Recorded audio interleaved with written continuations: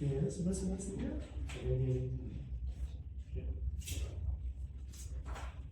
Okay, selamat pagi semua. Good morning, ladies and gentlemen. More ladies than gentlemen. We have an issue with diversity. Okay, today we are talking about sustainability, right? Okay. Thank you for joining this training today. Okay, today the topic of our training is research methodologies for sustainability consultants or consulting, the work consulting, for consultants. Okay, sure. I'll actually go through some industry research tools and also some best practices that you can refer to while doing your research. Okay, as consultants, you do a lot of research. So today I'm going to go through some tools and methods that you can refer to. I'm sure some of you have already used some of the methods here and there, but not in a structured way. So now I'm going to show you where actually it originates from. Then you know why were you using the tool before. Yeah?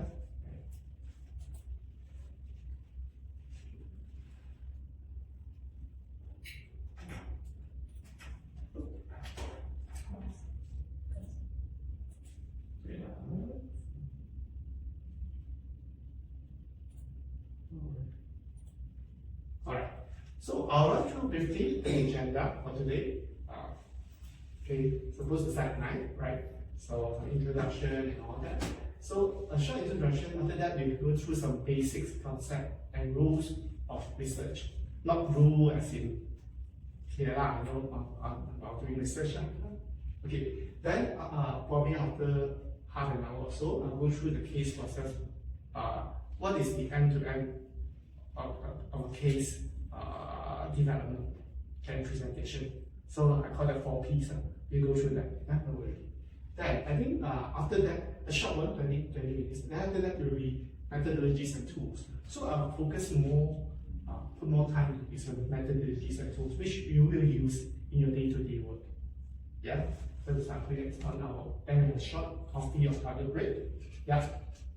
Next, we'll go through a short presentation of best practice analysis, the why, what, how process.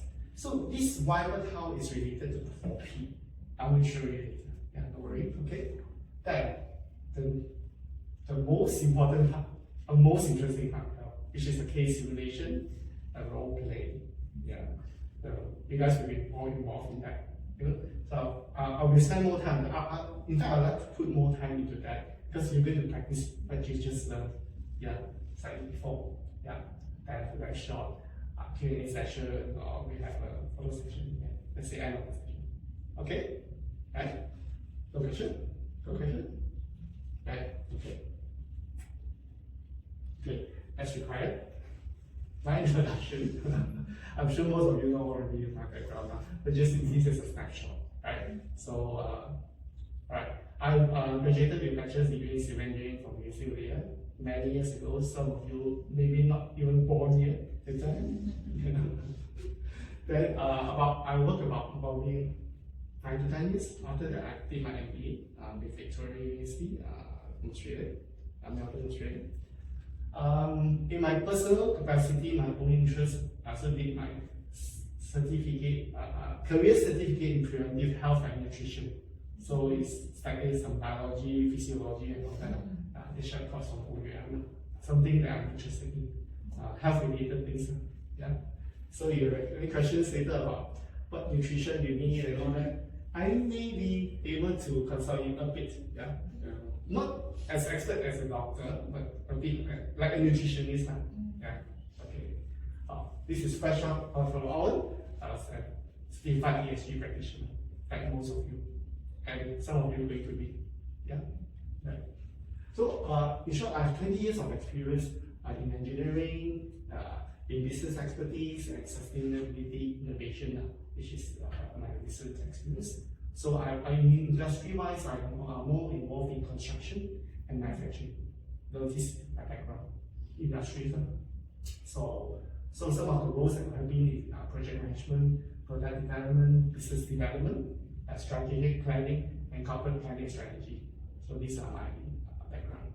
So now, going to translating ESG principles into actionable industry-specific strategies. So more into the practical part of ESG. Okay. Any question on my background? Hope you're not, but it's okay. You can ask. You want to ask more? Okay. So today's learning outcome is that in the world of ESG advisory, so context is everything. Context maksudnya given a statement, okay, if you put it in different contexts, it will mean different thing. In this case, the context is in different industry. You do a lot of research, ESG research, your proposals. It's a template. I know some of it, mostly it's a template. But this template, when put into different industry, it means different things. Okay? So we need to learn to do research and customize to that industry in our proposal. Okay? Right. So today's session is about connecting the dot between industry realities and ESG strategy. I'm sure some ESG strategy, the steps are already taken, but how to actually customize it to industry realities? Okay, specific to different industries. Okay, we will explore today. So we will empower you with some practical methods and tools in uncovering those industry insights. So I'm going to use these words a lot today. Insight, INSIGHT. Yeah. Macam in bahasa maklumat apa sih dalaman specific to the industry, okay? Right. Only people that are involved in the industry will know. But since we are not in the industry, we have to go in and uncover that. That's why we call that insights. Yeah. Okay. So what are the methods? Primarily, we'll explore primary methods like interview, talking to people. Yeah. Right. And secondary tools like desktop research, market analysis, which we have done a lot. Okay. Right. So the aim of this research is to help you to turn this kind of research into practical ESG proposal. Okay, so and by the end of this session, you should feel confident of navigating the industry landscape, okay, asking the right questions and designing ESG strategies that are not only sustainable, but also strategically sound, okay, useful, meaning, so let's get started. Right. Now, importance of industry research. Okay, so industry research is not just one beginning step. Okay, it's actually the backbone of effective ESG consulting or sustainability consulting. So without this industry research, so any sustainability recommendation risk being disconnected by way of these industry realities. A lot of times we get jobs from clients from different industries. Yeah, for example, financial institution, our very first one. We don't have experience. It's okay, but we have the consulting know-how. But having a consulting know-how is not enough. We need to know about the industry, about the financial industry. So we need to do our homework. Okay. So then after we do our homework, then only we can enter our ESG know-how into the proposal. And then this will only meaningful. So then meaning that we need to customize, even though we have the template proposal, we can customize. Okay. Because different industry will need different things.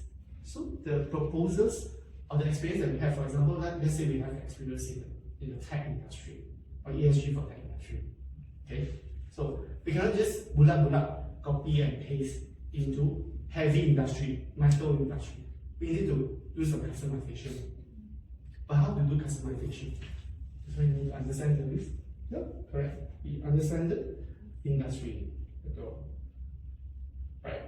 So as a result, the strategies where the clients can actually implement. Okay, so and also this research actually sharpens our foresight. Yeah, we actually bring ourselves into the industry, immerse ourselves in the industry. Then we can come up with something that is useful for clients. Right. So for example, like climate exposure, particularly important in the agriculture industry. And human rights is particularly important in the, what do you think, human rights? Which is material in which industry? You do a lot of materiality assessment. Which industry do you think? I mean, just based on your experience. Manufacturing, okay. Construction. Sorry? Construction. Construction, okay, good. You're correct. Both of you are correct. Yeah. So, for example, manufacturing and which manufacturing? So, manufacturing industry. Glove. Nice. Good, very good glove. Yeah. Glove industry, because there was an issue, right? With one of the world's top glove company, right? Okay. Also, how about textile? Okay, in third world country, and laborers is an issue. So we need to know the industry, then we can advise which are material to that company. Okay, right. So in that case, by identifying that, we can actually uncover some opportunities, such as, for example, renewable energy adoption. Okay, and also some circular economy adoption as well. Okay, then the more we know about the industry, the better our ESG interventions and implementation will be. Right? Right. Any questions so far?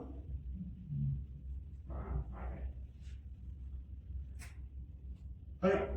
So again, even in GRI, the Buku Panduan that you are so familiar with by now, yeah, has actually developed a sector-specific standards, GRI.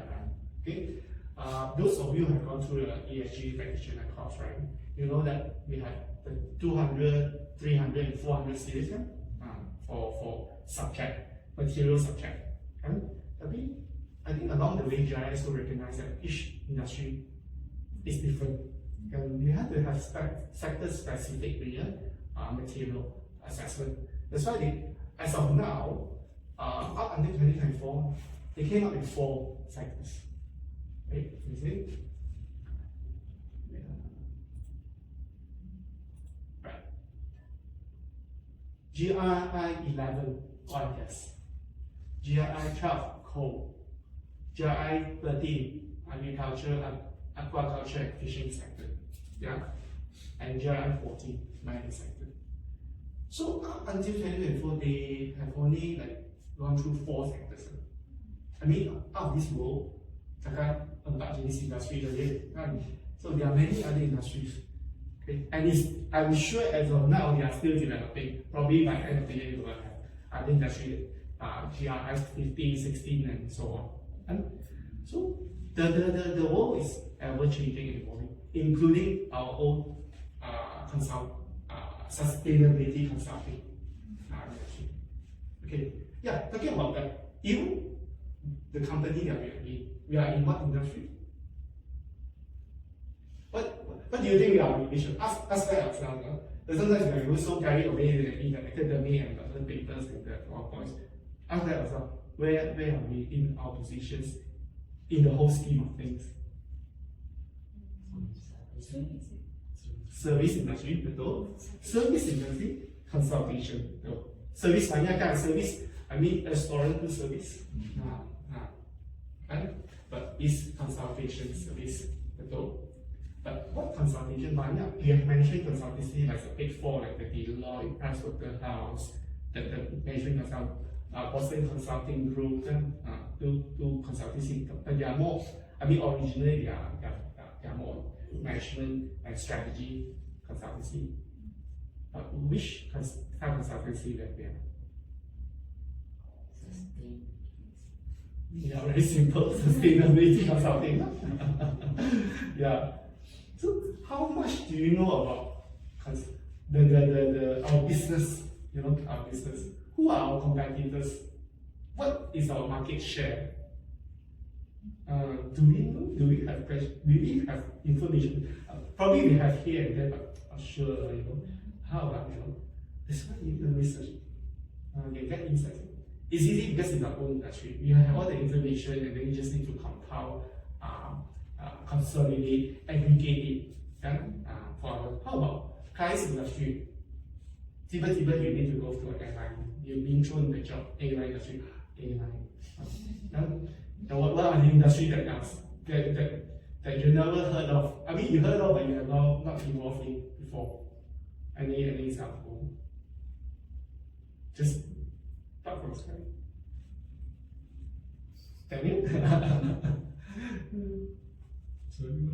What are the industries that you have not heard of that you think that they need ESG implementation? Manufacturing. Yes, but we have manufacturing. We have different types of manufacturing.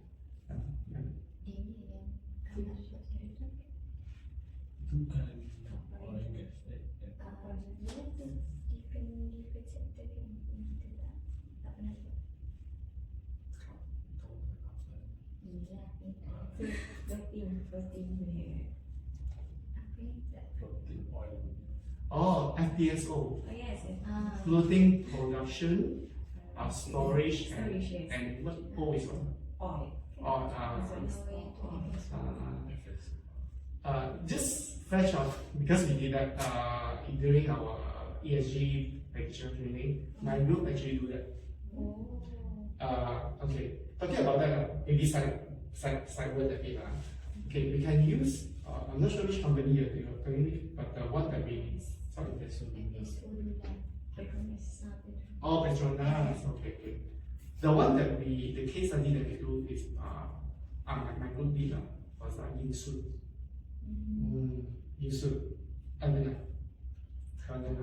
So if you are doing this Petronas,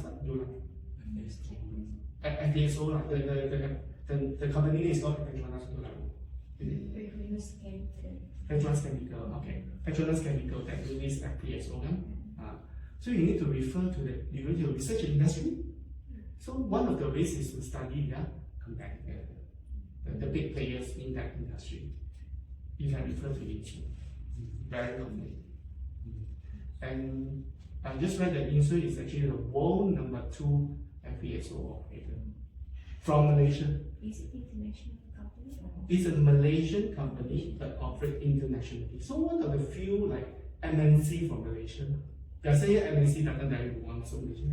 This is MNC from Malaysia. So yeah, one of them. Yeah. So that's why as a consultant, you need to get yourself immersed in the industry, research it, buat proposal. Yeah, so that's the gist of it. So good, we have some examples, so you can relate to easier. Okay? But in this case, it's easy for you because FPSO and the oil gas kan. So GRI pun tak ada. Lagi GRI tak ada. So you refer to kalau you buat materiality assessment, you refer to GRI level. Of course, and also the 200, 300, 400 series. You can refer. Okay? Any further questions? Okay, right.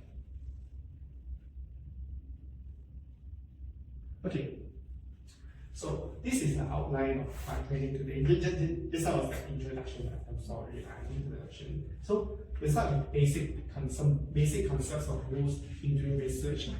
Okay. Okay. Alright. Fact-based versus intuitive. Okay. Fact maksudnya benda-benda yang ada fakta, publish, can search for it, we can verify. Alright. So versus intuitive maksudnya gut feeling. Saya rasa macam ini kan. Rasa where you don't have much information. You need to make some assumption or hypothesis. But of course, along the way you need to prove it with the facts. Okay. Before I go further, here we are all science background, right? All three science background. Okay, science people, including myself, always start with fact-based.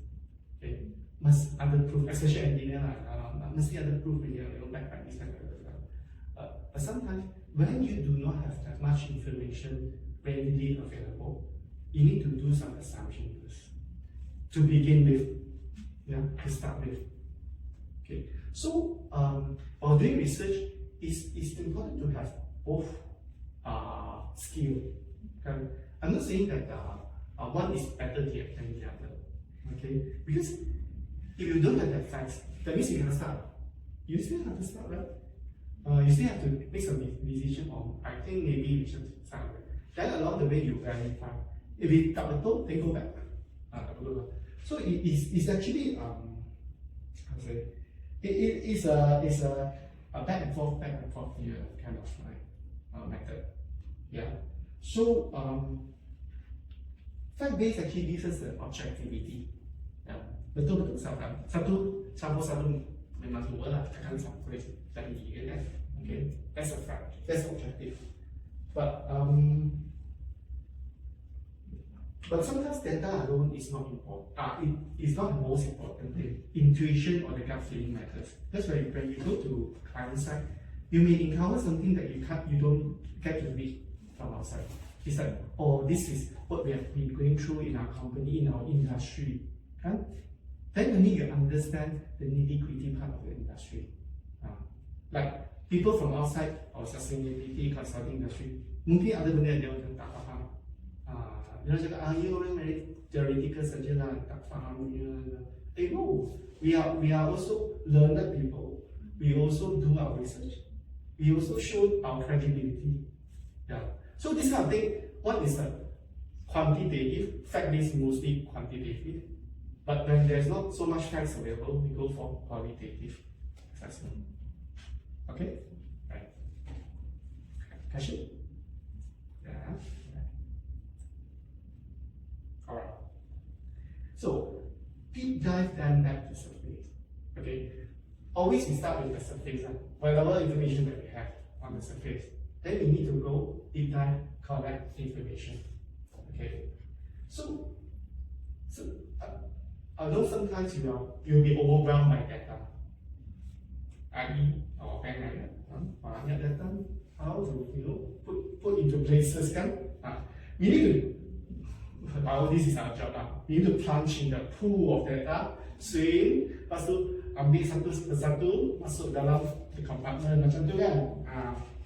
So with the data, we start to uncover, what is your value chain?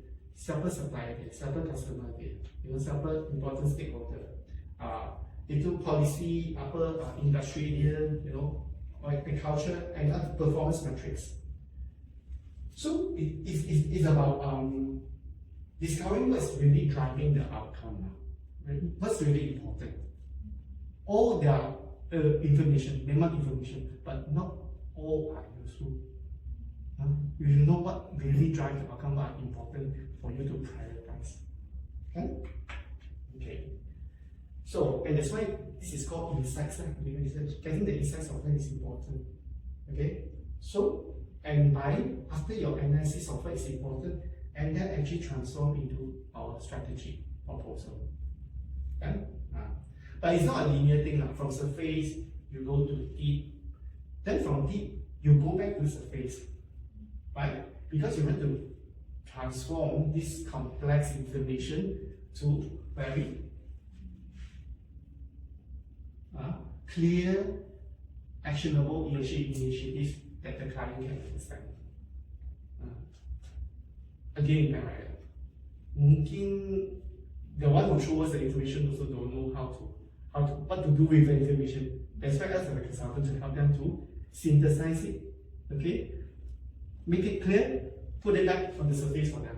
Now, this is what it means. I think this is what they want to do. That's why, hey, can you help us to fill out the template, If they don't fill out, so they don't know what to do with the complex information. They want us to help them to put it up, to summarize for them. Yeah? Right. So, okay. So in this case, you will uncover the materiality issues or topics. So we have double materiality. Anyone can explain what is double materiality? Those ESG practitioners should know. Yes, indeed. Double materiality.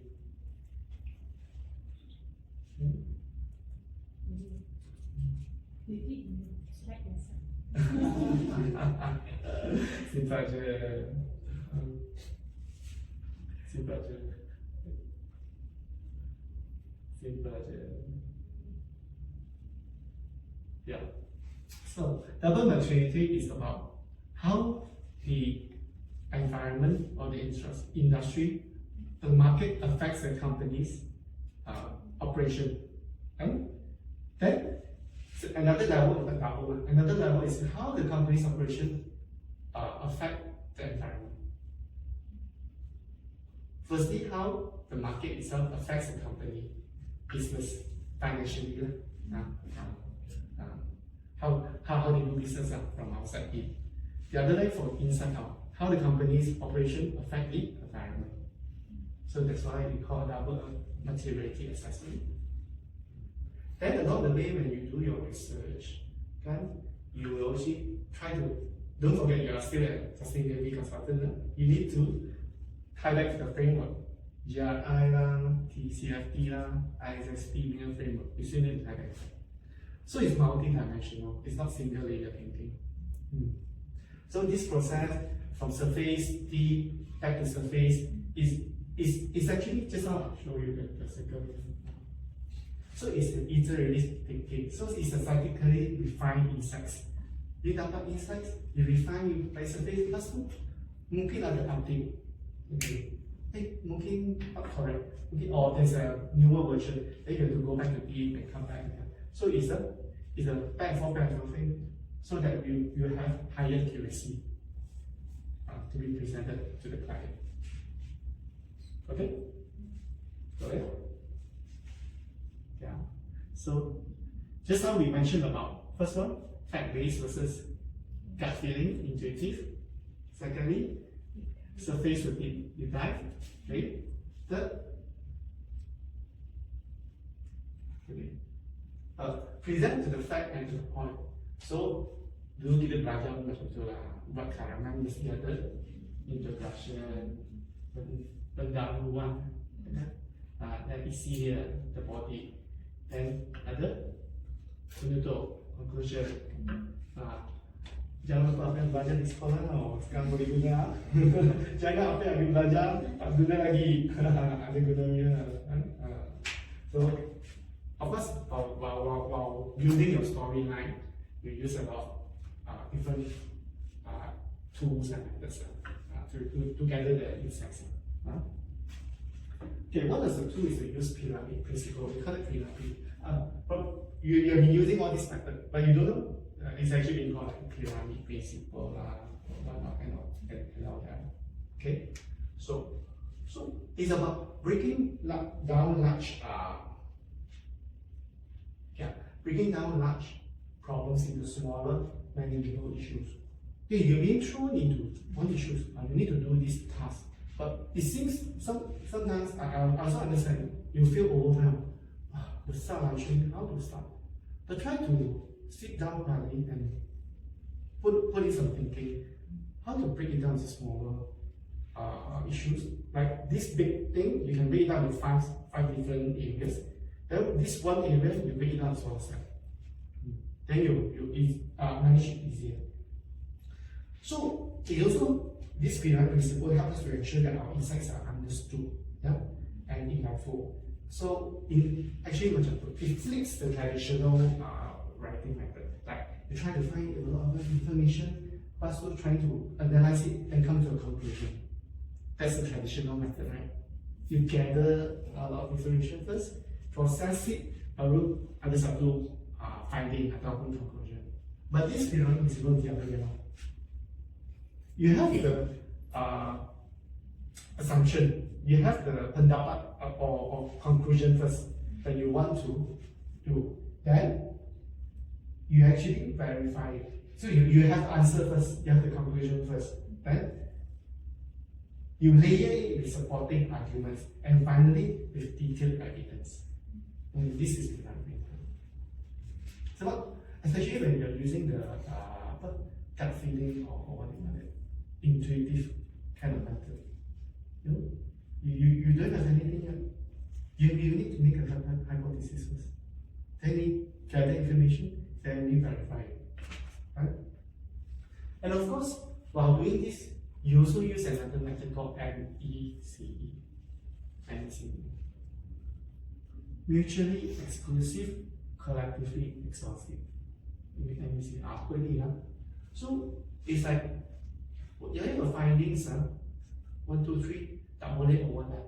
It must be exclusive. That's why you try to cover as many different issues as possible. Okay, to support your idea.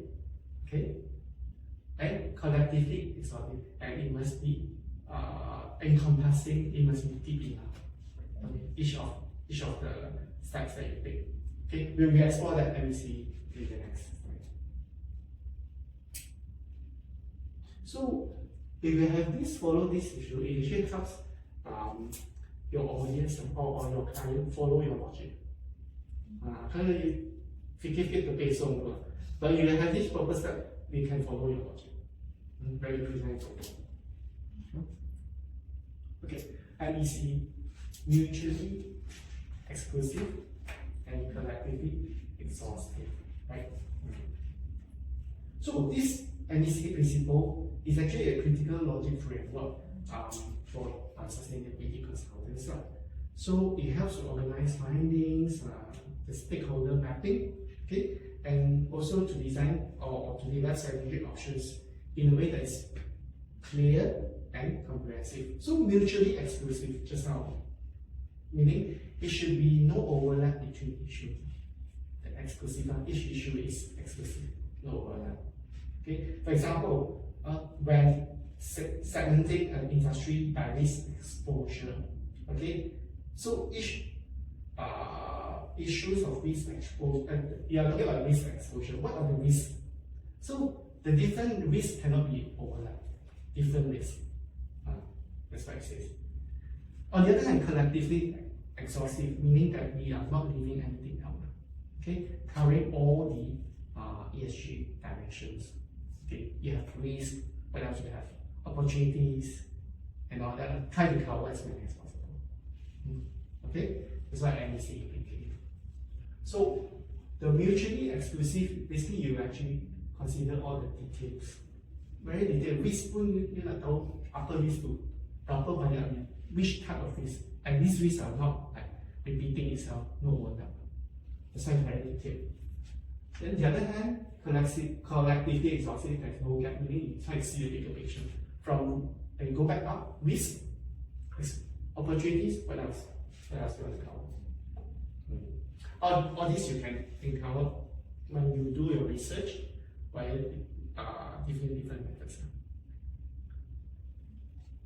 Okay, I think these concepts may be a bit, I wouldn't say it's foreign to you. You may be using some of it, but you're not sure that it can be structured this way. Okay? Right. So this is how it looks. Any questions? So that's good? Okay. Right. Of course, in this case, as we all know, the quality overweigh quantity. Okay. Quality, as a consultant, our research quality, that means the depth, is always more important than the quantity. You try to cover as many things, but it's not deep. It's not deep enough.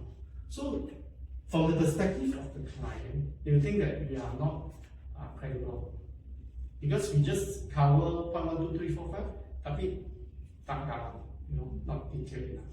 So it's better to have 3, but deep. 2 that deep, that 4 that is just spread out. No. And not forgetting, while doing research, you have time constraint. Yes, the time deadline. So within this time, you need to prioritize. Of course, sometimes people didn't want phone call. I need this. You have to drop everything and go that. That is part of work. But given the project timeline, you try to follow this. Okay. Any questions?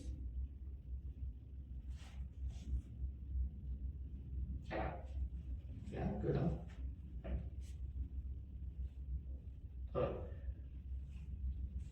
I'm going to go to a case process of 4, just now as I mentioned, the 4P model.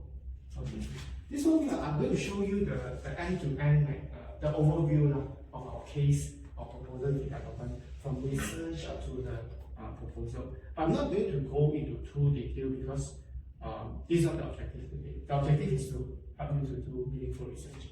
But I want to show you your research come to which part. Okay. Right. So from start to end, by the 4P model. Upper 4P2. Problem, probing, proposal, and practice.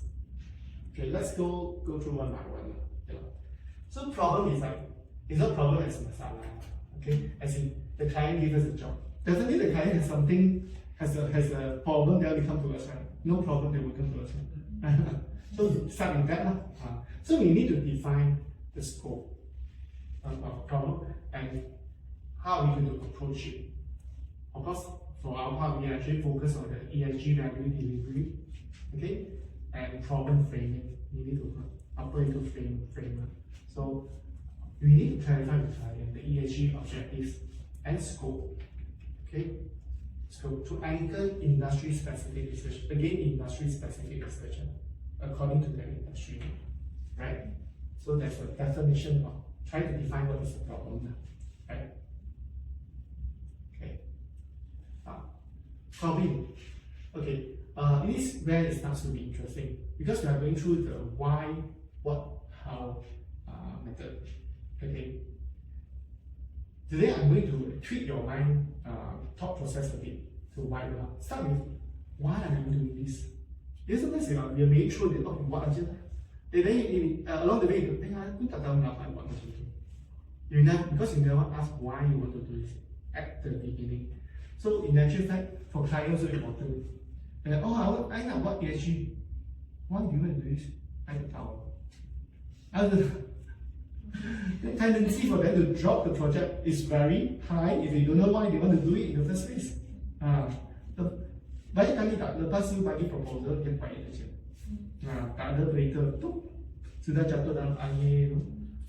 One job, no more news.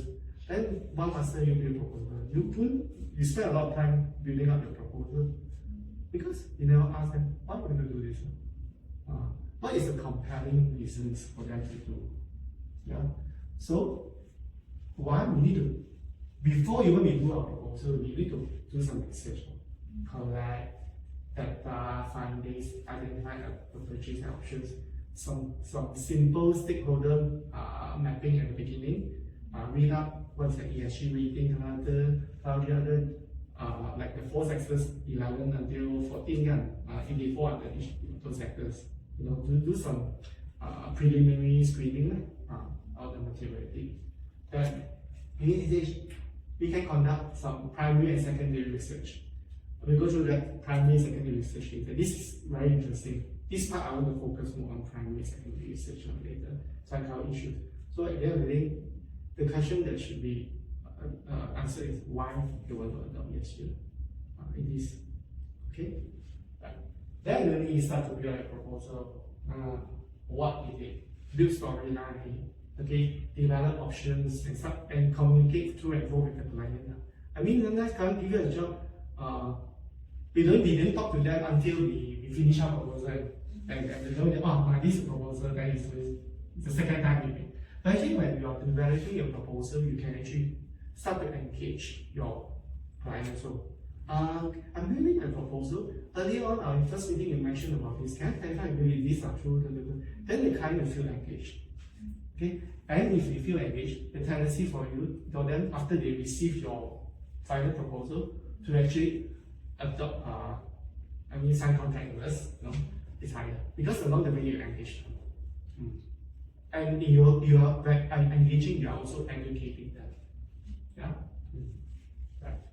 So in this proposal, you just claim the ESG gap with business aligned justifications. Always remember, a proposal should not come from our perspective only. It should come from the client perspective. So must be aligned with the business. Of course, the last step is after we propose, they agree, they start to implement. That's where our real job starts. Right? So then after that, we try to have them monitor and support their executive with training and all that. Yeah, that will come. And of course, there will be a continuous refinement. Always there will be an update. And I'm sure some of the clients that you handle with after the first initial job, they have more other things to follow. Yeah, that's our business. Right? So that's the end-to-end. Okay.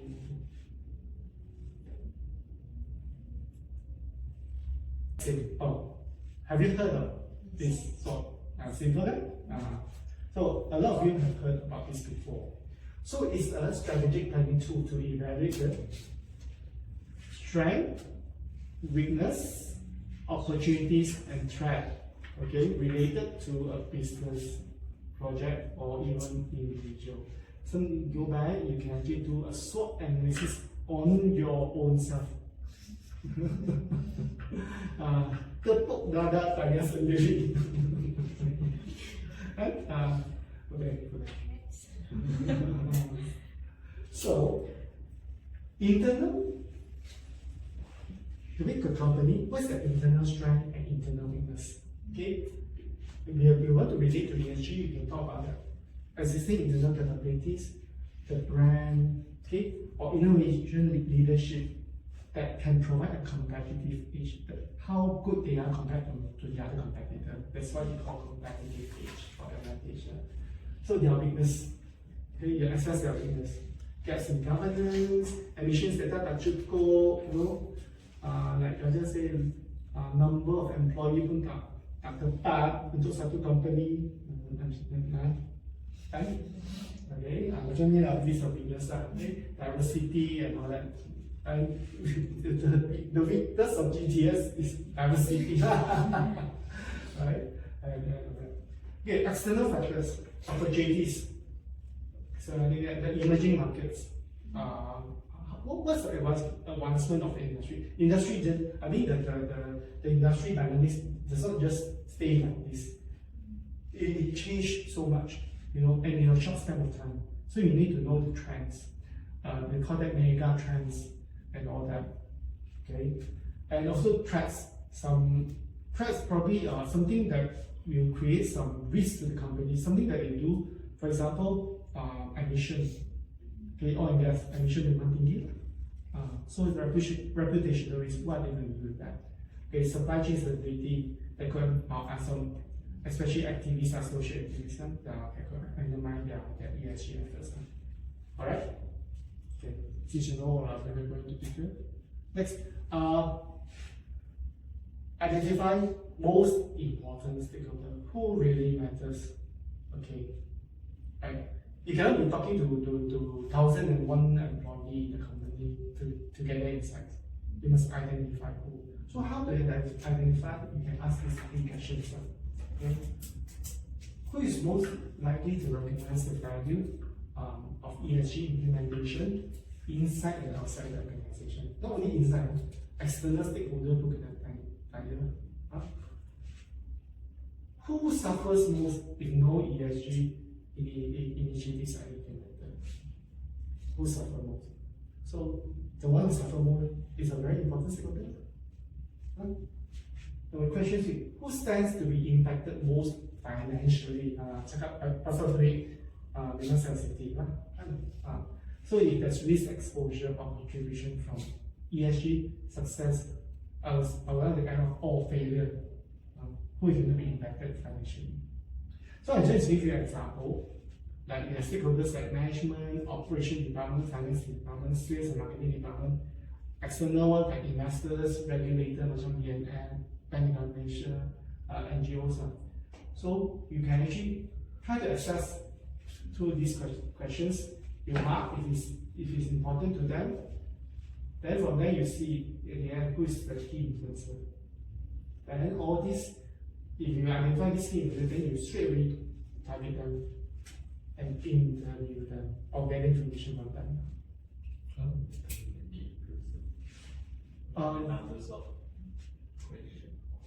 Okay. Of course, if you have these three clauses here, right, it must be a key influencer. Now, if it's only one, doesn't mean you straight away drop that. But this one is very important question. You still have to pick that. Again, this is not scientific. It's like 1 plus 1 equals 2. This 1 plus 1 can be 3. Struggle for science people like us. How can 1 plus 1 equals 3? But it is, because this is qualitative assessment. This is not quantitative assessment. You must know the issue at hand, whether it's important or not. Okay? Yeah. I'm sure many of you have seen this slide. I'm not sure who did it. Yeah. The originator to be in this room. What in the room? No, but oh, okay. So I pick it up. So this is the example of the stakeholders. Okay, surrounding the industry, internal and external. Right? Okay, we need to go into detail now, so this is straightforward. Now the very, very interesting part has come. Okay. Right. Oh, while gathering insights, we have two main methods of primary and secondary research. So primary research is listening to stakeholders for actionable ESG. Yeah. Insights and determine materiality. Yeah. Right. So primary research is the most direct way to understand the client's ESG context. In the context, always say insights and in context. Same word but mean different thing in different contexts. And you see, sometimes I say this, then you understand differently. You see, because you put it in a different context. In this context, I mean this. In another context, I mean another thing. You know, again, 1 plus 1 not because 2 can be 3. Okay. So unlike reports or data sets published one, which is factual, so interviews allows to expose some nitty-gritty details that is not so obvious. Yeah. So how decisions are made, what motivates certain actions in the company, and what real sustainability barriers lie. What stops them from adopting ESG? Something not published, but you do primary research, you will know. Okay.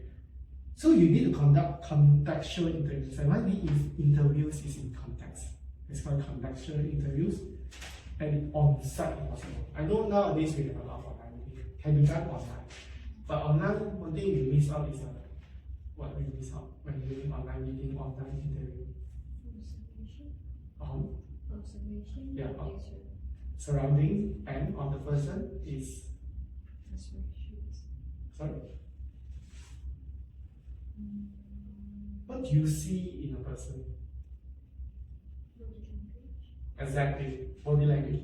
In communication, I think only, if I remember correctly, the statistics, less than 30% comes from spoken, verbal language. You get information there.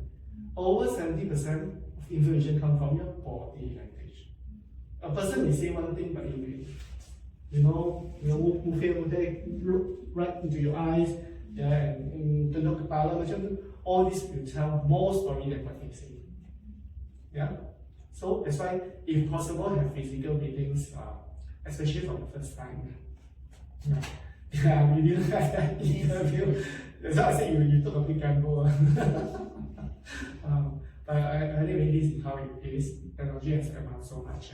We just have to make do of certain things. But if possible, if you have an opportunity to have that face-to-face interview. So you have targets stakeholders, like you identify the most important stakeholder, key influencer, target them, and try to make them to see them. Get insights. Yeah. Right. Okay, I'm going to spend more time on this because this we will practice later.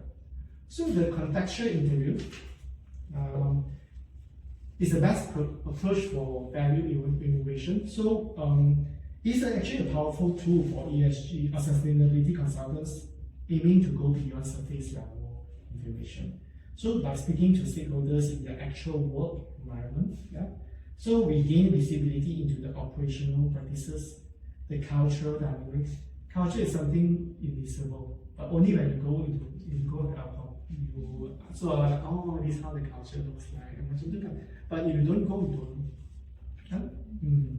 So the environmental and social exposure they face also. So rather than a rigid questionnaire, I know we do a lot of Google form questionnaire, rather than rigid questionnaire.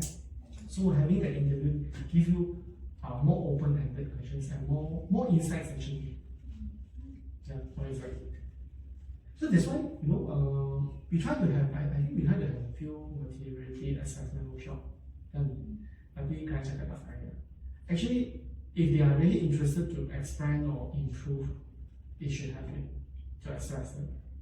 Because only through conversations you can uncover more insights. Okay. So you can ask how things really work, what challenges persist, and where improvements are needed. Okay. Now, as I said, be especially mindful of the body language, pauses, and tone. Can I talk? Suddenly, the words cannot come out. They pause because suddenly you realize if they say again, they're going to let all the things out. But some things are not to be spoken, so they sort of it. Then you know, oh, okay, you be sensitive, okay, what is stopping you? Then, so this also will challenge our bias because sometimes when we go in, we have done our research, we have certain perception. But when we interview, actually our perception is wrong. It's probably not wrong, but it's different. So having this conversation, we ourselves also have as a consultant, as an interviewer, has to be open-minded. Yeah. Okay. And we need to be willing to be surprised. It can be surprises. So in this case, we can uncover hidden opportunities for ESG innovation that standard research, especially desktop research, cannot uncover. So, okay. This is interviewer, us consultants, I guess. We interview the interviewee, the client. Okay. So this is our perception. We look here. So this is the issues, okay, issues. Because we try to uncover unmet something that is not surfaced yet, has not surfaced yet, unmet information. Okay. So on the other hand, the interviewee has this perception. So through this interview, we come to a consensus. Okay. What is actually matters for both sides. We need to uncover that. I know that it takes some experience and some practice doing that. But trust me, it's a very powerful, useful tool, not only as a consultant, but in your life as well. In your personal life also. Right? Okay. So, useful practices. I mentioned interviews conducted in the interviewee's actual place, if possible, by not phone call, online meeting. Okay. Written preparation is 90% of successful interview. So, most often than not, before you do this primary research or interview, you've already done your secondary research, which is online research. Okay? So, if this online research, you come up with a list of questions, different questions. Prepare a list of questions. You don't go in without a list of question preparation. You don't go in. You must have a standard. Of course, when you ask, there will be more things. You need to tweak a bit. It's okay. You need to be adaptive, but you need to prepare that questions. try not to talk to intermediary. Try not to talk to middleman. Let's be straight to the person that you want to talk to. Okay. Okay. Focus on understanding their business. Because sometimes we are too eager. I want to know this. We come from our own perspective. Actually, we should stand in their own shoes. Always be mindful. Okay. Right. Use open-ended questions and get the interviewee to talk freely. So, what is the difference between open-ended and closed-ended questions? What's the difference?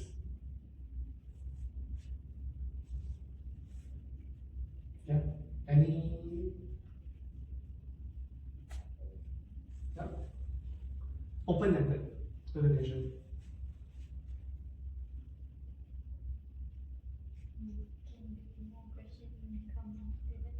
Yes. Yes. You try to prompt them into getting to talk more. And questions like, how do you do? For example, how do you do research? What are the steps taken for you to do research? Then they start to talk. Rather than we give them, do you do this way or this way? That is closed question. It's like you already asked them to choose A or B. That is closed, right? Okay? But you ask what or how or why, no, it will be more open-ended. I mean, we tend to sometimes straight away go into closed-ended question because we want to finish the job very fast. Because we want to answer very fast. But by doing that, we actually miss out on a lot of things. Try to open-ended. The contextual interviewing is more open-ended questions. I think we learned during ESGP too. Alright, obtain the right to question by writing. Okay. So each time you ask a question, the customer answers, you try to rephrase it. When you rephrase it, you need that you understand the answer. So after you speak, don't straight away move to the next one. You straight away you have a conversation. How do you do that? I do this the way. You mean you do this way because of this, and this. Then he said yes. They said yes, it means he can obtain the right to question. You gain your credibility. That means the customer feels that you understand it. Okay? Listen actively and deeper power of silence. Important. In a conversation, listening is more powerful than talking. A lot of times we are too eager to talk more than the other person. In actual fact, we want that other person to talk more than us because we want to uncover insights. But some people, especially those very overpowering people, without doing it, they keep talking. But actually, fact, we want that the other person to talk. So communication is, even in leadership or in top leaders, they listen more than they talk. Even though they can be good talkers, but they listen more than they talk. That is a good leader. Okay. For power of silence, let them talk. If let's say there's some he paused a while, you don't straight away go to the next meeting. Let him think a while. Because silence sometimes will be very powerful. When you have a conversation, sometimes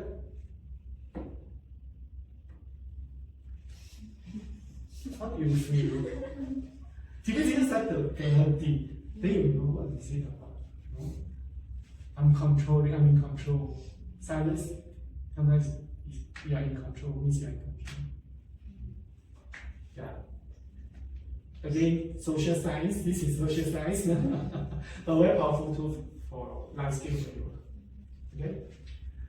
Avoid to be biased and learn about yet undiscovered. It means be open-minded. Ourselves need to be open-minded. We have our own set of impression from our research. We are here to verify that, but if it's not verified, don't be disheartened. It's okay. It's okay. We cannot be always right at this time. Okay? Okay, and have this, how many Y's are there? 5 Y's. Do you know why it has 5 Y's? Do you know? Have you heard about this before? No, actually. Alright. Research has shown when you ask 5 whys, you uncover the root cause of things. Okay. For example,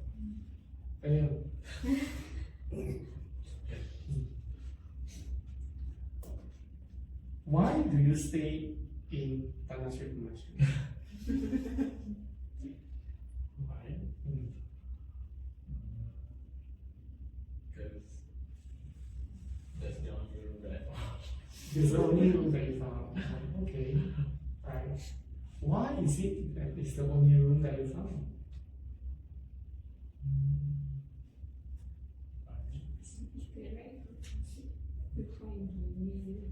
Yeah, it's quite hard to find the main unit around my area.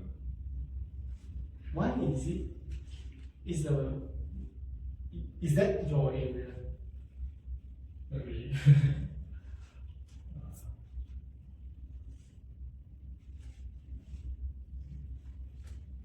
Can you do a bit more on that? You mean you are looking for the area and it's the only unit that you found in the area? Right? That's all. Okay. I asked you why over here. Right? Okay. Why is it you're looking only in the area? For why?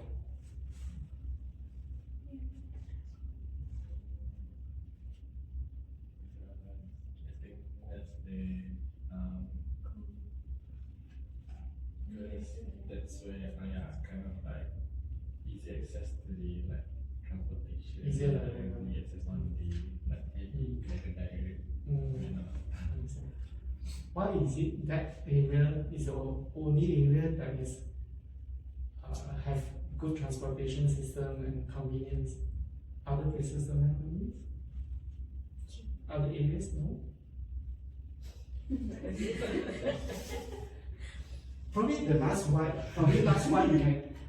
we can use a close ended already because you want to close it. The place keep open ended because sometimes malam we use it. That's why it should be closed. Right? That's why other areas no. I'm going with my close ended.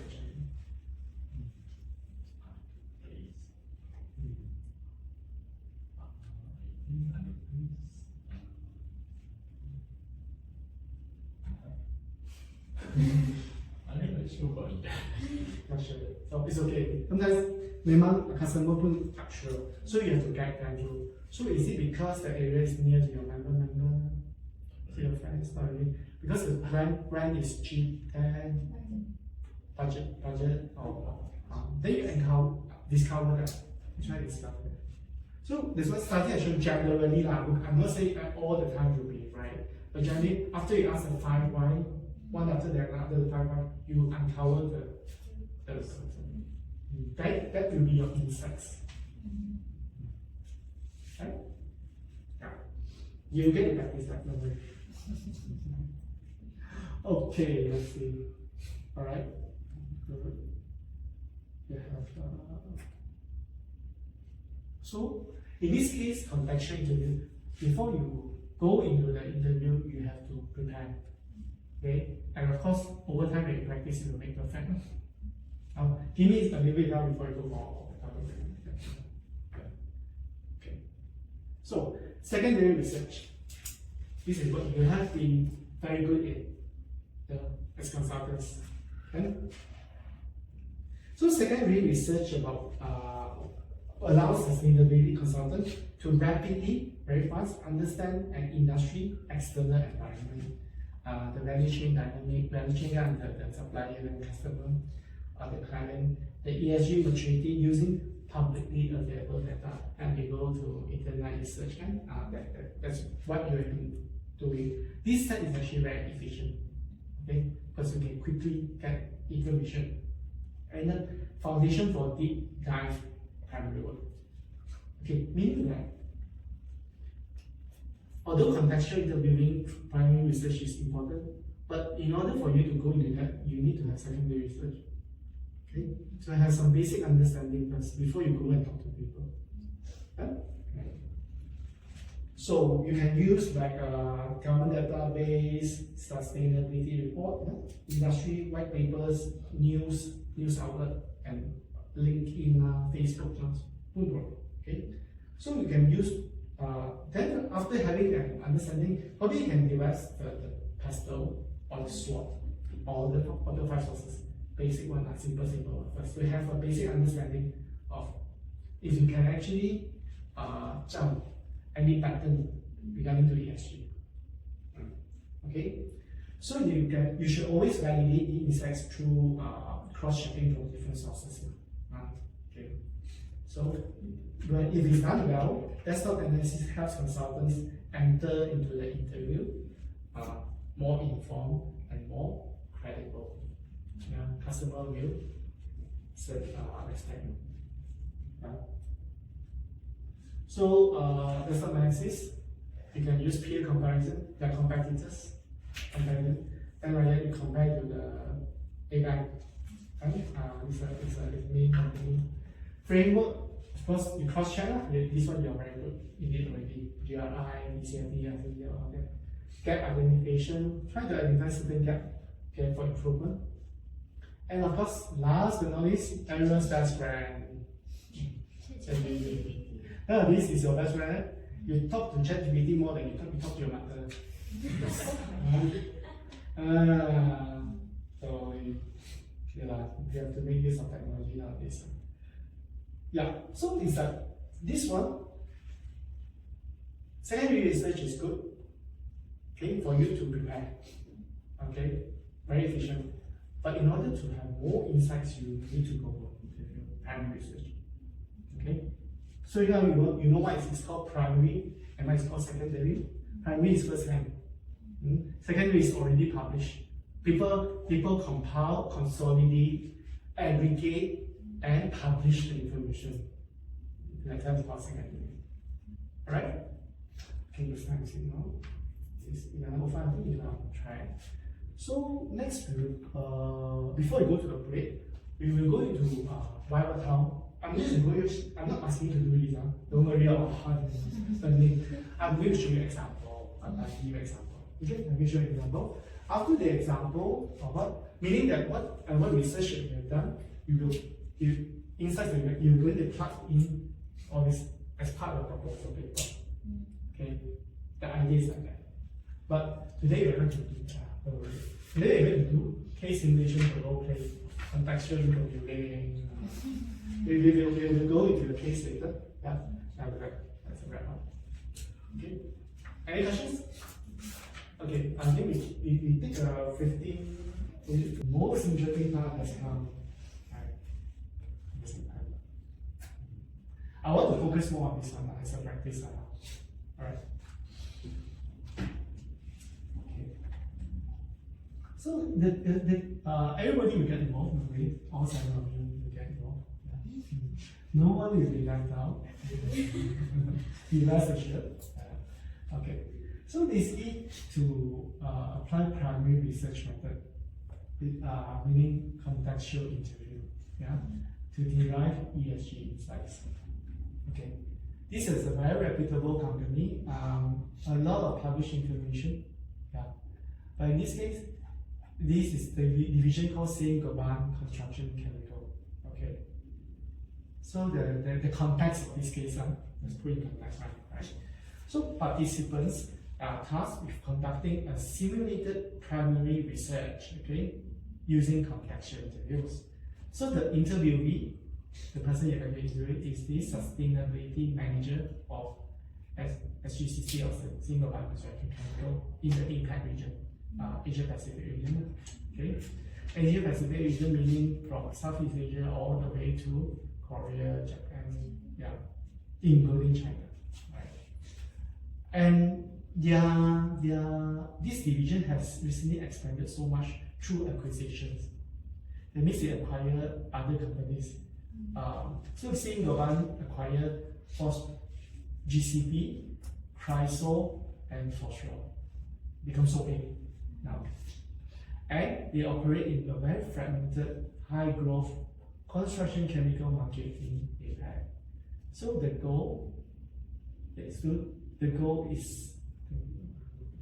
to synthesize, meaning manage and analyze it into actionable client-related ESG recommendation using all the research methodologies and communication framework we have our. Okay, so the role play is to interview a role-playing HGCC sustainable manager to explore ESG initiative in cement and chemical additives, understand how HGCC aligns with Saint-Gobain's the parent company in France, decarbonization and sustainability practice. The research, you are doing research, objective, identify ESG priorities, challenges and intervention focus. For example, low carbon cement. Okay, assess sustainability, marketing effectiveness, and regulatory drivers impact. Expected output after your interview, you're going to summarize the insights and propose ESG initiatives to SGCC's regional market. Okay, and present findings with a hypothesis structure and stakeholder alignment with materiality assessment. Okay. Preparation, understanding business case. I'm going to show you the business, the background story. Don't worry, you don't need to do that research. No time for you to do. I've already done it for you. Okay, just 2 minutes interview with me. Preparation, understanding business case. Prepare questions. Remember, preparation is very important. And the structure for you to present the finding. Okay, and this template after the interview. So this one will take you around 30 minutes. Okay, role play with minimum 2 interviewers, 2 consultants. Meaning you can have 3.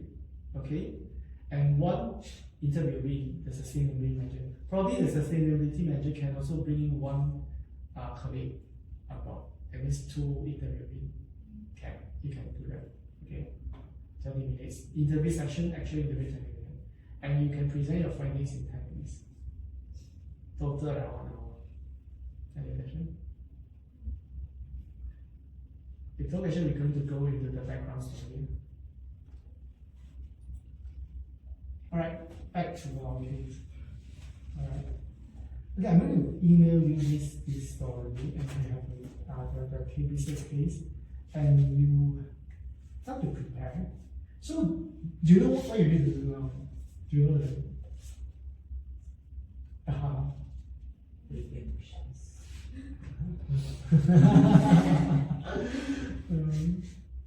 Do you know what it is? Understanding the background is not the business case of the singular construction. Now, they come to you and say, can you help us in our ESG FAQ proposal? What can we do in ESG? So, in order to prepare for that, you understand the story, you have already done the secondary research now. Now you're going to prepare. You're going to you have already understand the business case. Hope you have understood the business case. Now prepare a list of questions. And then some of you might prepare the framework, the template, so that after the questions you have answered, you can put a guide and propose the whole flow. Don't worry about accuracy. I'm not looking for accuracy. I'm not looking for right or wrong. I'm just wanting to know your thought process. During basically, because I know that you've done a lot of proposals, right? But I haven't actually done the research of the customer's industry before. Most often than not, you do not. Yeah. But I hope that in moving forward, while going through this exercise, you actually, I don't need to go in very detail, at least understand a bit about customers' background industry, so that your proposal will be more the own skill. So one of the ways to understand the customers are doing primary research. Engagement is also part of the engagement process. So you have 7 of you. You can choose who do what, who become the interviewer, who become the interviewee, and who become the note taker and prepare to put into the framework so that you can present the last 10 years. You can decide by yourself. Yeah. Okay. What do you expect for the findings? The proposal, ESG proposal, sustainability efforts. So, what do you think that will be material for them? You can put in the materiality assessment. Yeah. Based on your findings. So you kind of like sustainability. Not the report itself, the proposals. No, I mean, yeah. In terms of sustainability concept. Mm-hmm. Yeah. Mm. Maybe they should focus on, based on the answer from the sustainability manager. It's a role play lah,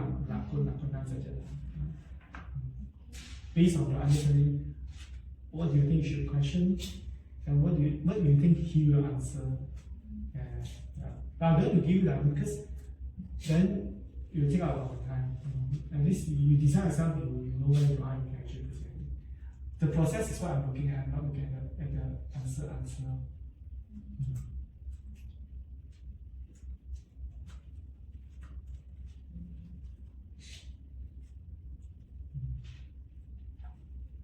Okay. So now it's like 12:22. Come back at 12:55. Is that okay? Or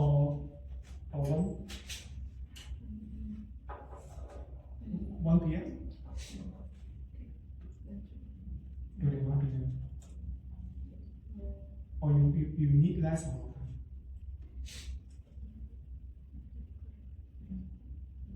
Preparation until 1 hour. And preparation at 1 p.m. And the actual interview is 1 to 1:30. And the findings is 10 minutes. As I mentioned, I'm not looking at the actual answer. It's a process. The interviews are more focused on. Okay? Any question? Ashan, Aruna, Imam, are you okay? Ashan? So sad, not so sad.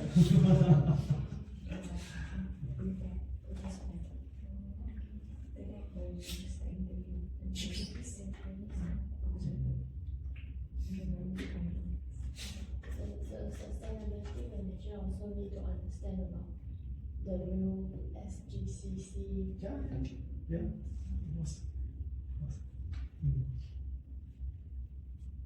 Okay. I'm going to email you. Boleh tak? Okay. Nak buat macam mana? Nak buat katakan?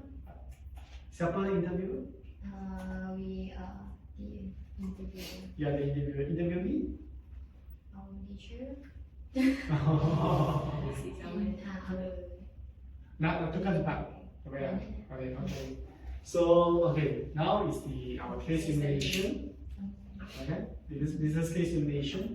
So the interviewer consultants will be Amira, Asmina, Nashasha, interviewee, Shimran, Bunga, and Aruna.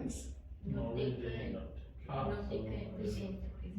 Okay. So the note taker will be Aruna and Daniel. Okay. So let's get started. The simulation.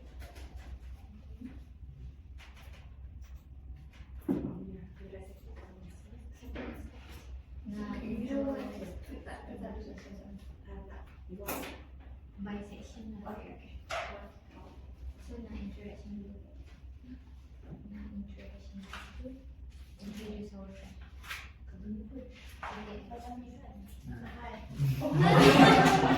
Yeah. Take it as you know each other. First time. Interaction. Thank you for inviting us for the appointed or the potential consultant. I'm Amira, one of the consultants of GKS, and together with me today is our team, names as Asmina and also Natasha. So we are here to understand what is your needs and what is your purpose for this project. Okay, thank you. So, hello everyone, my name is Mangal. I'm the Sustainability Manager of LGCC, and this is my assistant. My name is Jimu. I will assist my manager in this So, conversation. today before we went to our context, first I would like to explain about my company, which is the LGCC. We are newly formed unit from the same global high performance solution segments, and we established by combining with the CSIRO and GCP in 2021 and 2022, and now we are expanding further toward the acquisition of Forex also in 2024 last year. And by in FY 2023, the SEC contributed by 5.7 billion revenue for the same government of total of 47.8 billion. And this business operates as a fragment and high growth market in Pacific Asia, which invoiced of 39.2 billion.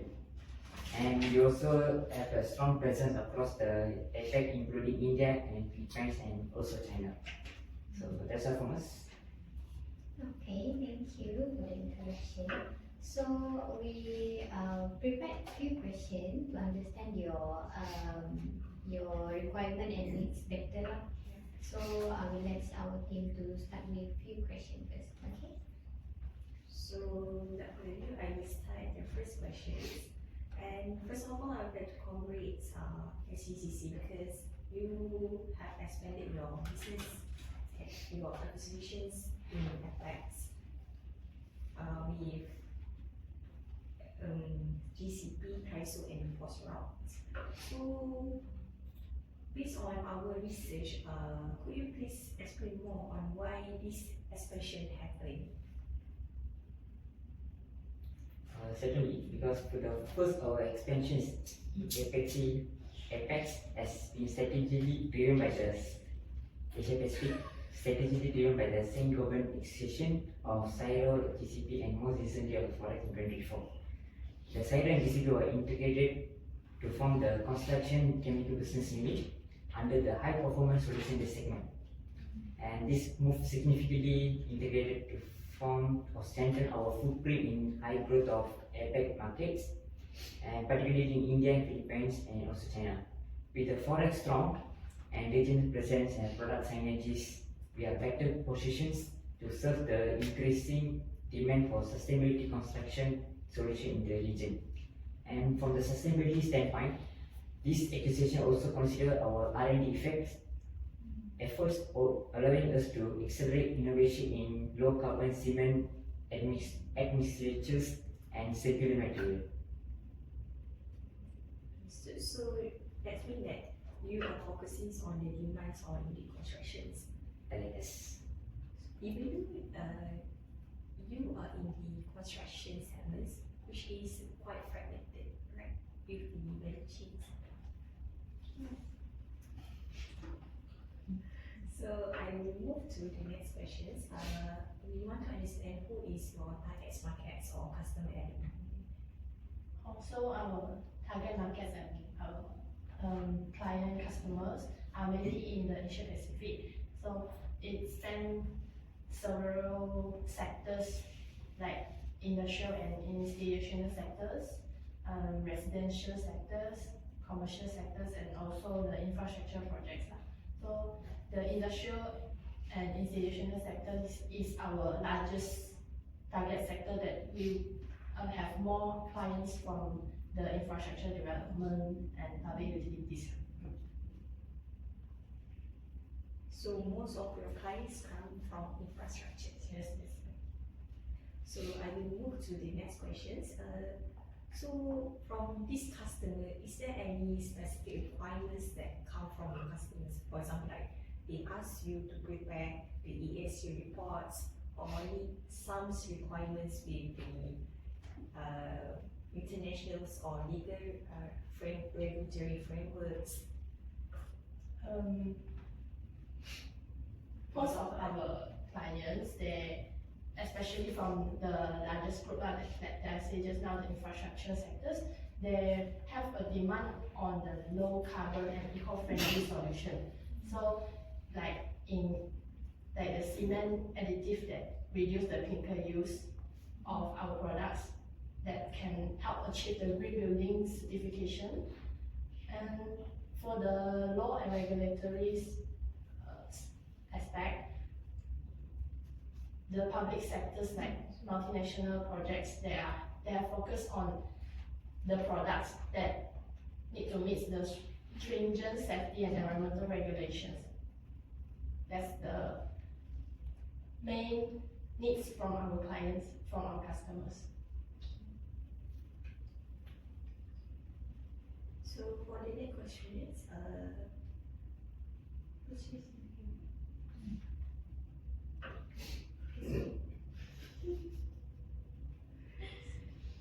So part of your customer, can you just like briefly explain to us or describe who is your stakeholders there? Who is your stakeholders and which is one of the prioritized group of stakeholders? For example, like you have a list of stakeholders right at the moment, So, who are our stakeholders? Easily we can identify our stakeholders would be our customers, which are the contractors, developers, and we got the ready mix producers. And we also have some internal teams which was the R&D, supply chains, and sales and marketing departments. And we also can tap the regulators, governments, local communities, industry association, with the green building councils. So our main priority stakeholders was for the customers because they directly influence the adaptation of the sustainable construction solutions, and their preference shapes product innovation, especially in low carbon and high performance material. Customer demand increasingly aligned with the sustainability regulations, and because the green building certification and also the procurement of transparency. Our ability to drive the decarbonization and circular economic goals is the only impact if our solutions are embraced and scaled throughout the customer's projects. And we also same time, we actively collaborate with the regulator to support our ESG policy development in Asia Pacific and ensure the compliance, but customer partnership are where transformation really happens on the ground. so at the moment you are focusing more on the customer demands. So I will pass to Ms. Amira to proceed with the next questions. Okay, so regarding your expansion, that means that the decarbonization strategy or initiative will be affected, right? So, may I know what is your current sustainability initiative? I mean, practices in your current company. Currently, we align closely with the same global sustainability roadmap, but we also tailor our goals to Asia Pacific needs. Mainly, our target include by 2030 to reduce our scope 1, scope 2 emission by 33% from our 2017 baselines, and reduce the scope 3 emission by 16%. And we also try to 100% of product with EPD of LCA, ensuring transparency. And we also trying to reduce our virgin raw material usage by 30%. And for if you see according to our target on our Asian Pacific, we will be a leader in low carbon construction chemical and scale low carbon cement technologies like ACT and recap into a regional market like India, China, and Southeast Asia like Malaysia and so on. And we also expand our adaptation on green certified constructions by supporting clients through our technical partnerships.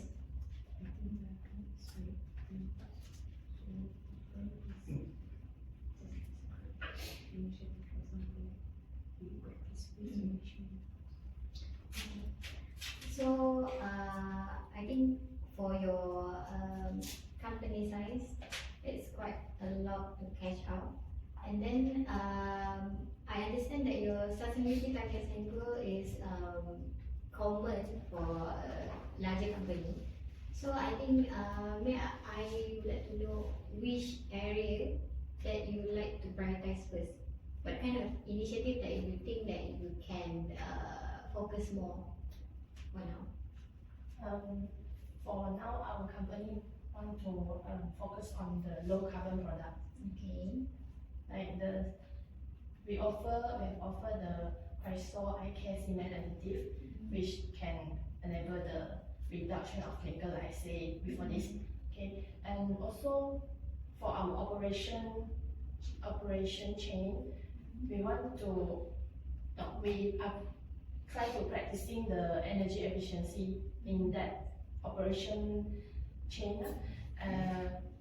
So we are actively reducing the energy and also the water usage, that we want to switch into the renewable energy sources where feasible. Is there any challenges for the low cement that you are looking for?